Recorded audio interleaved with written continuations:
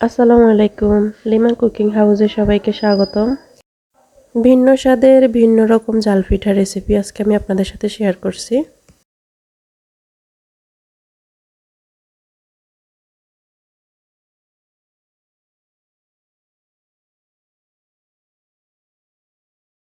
এখানে আমি বড় সাইজের একটি পেঁয়াজ কুচি করে নিয়েছি, দিয়ে দিচ্ছি কাঁচামরিচ আর দিয়ে দিচ্ছি বরবটি হাফ কাপ।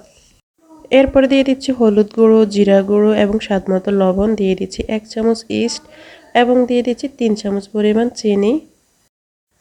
1 কাপ আটা দিয়ে দিচ্ছি। এরপর সবগুলো শুকনো উপকরণ আমি ভালোভাবে মিশিয়ে নিচ্ছি।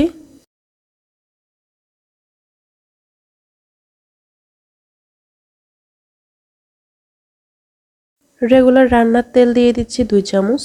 আবারও সবগুলো ভালোভাবে মিশিয়ে নিচ্ছি। এরপর দিয়ে দিচ্ছি গরম পানি। এখন আমি এগুলো আস্তে আস্তে মিক্স করব, সবগুলো একসাথে দিব না। পানিটা অতিরিক্ত গরম থাকা আমি চামচ দিয়ে মিক্স করে নিচ্ছি।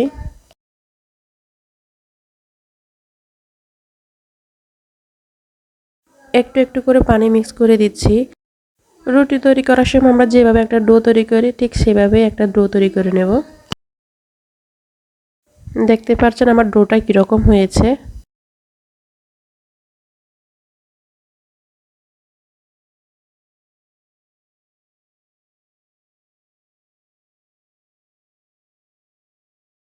এখন মোটা সাইজে একটা রুটি বেলে নেব আমি।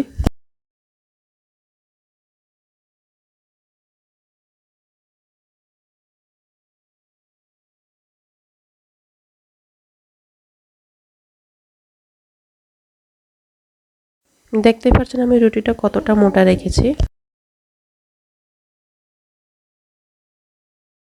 এখন যে কোনো সাইজে আপনি রুটিটা সাইজ করে কেটে নিতে পারেন। আমি আমার পছন্দ অনুযায়ী কেটে নিয়েছি। চুলায় ফ্রাই প্যান বসিয়ে আমি পর্যাপ্ত পরিমাণ তেল দিয়ে গরম করে নিয়েছি। এরপর আমি চুলার আঁচটা এখন মিডিয়ামে রেখে সবগুলো পিঠা দিয়ে দিচ্ছি। পিঠাগুলোকে আমি এখন ব্রাউন কালার করে ভেজে নেব। চুলার আঁচটা মিডিয়ামে রাখতে হবে, যেহেতু এখানে আমরা সবজি অ্যাড করেছি। সবজিটা যেন ভালোভাবে কুক হয়। পিঠাটা আমি এখন তুলে নিচ্ছি। পিঠাটা খেতে কিন্তু অনেক মজার হয়েছিল এবং দেখতে পাচ্ছেন কালারটা অনেক সুন্দর হয়েছে। তো ভিডিওটি ভালো লাগলে লাইক অ্যান্ড সাবস্ক্রাইব করে পাশে থাকবেন।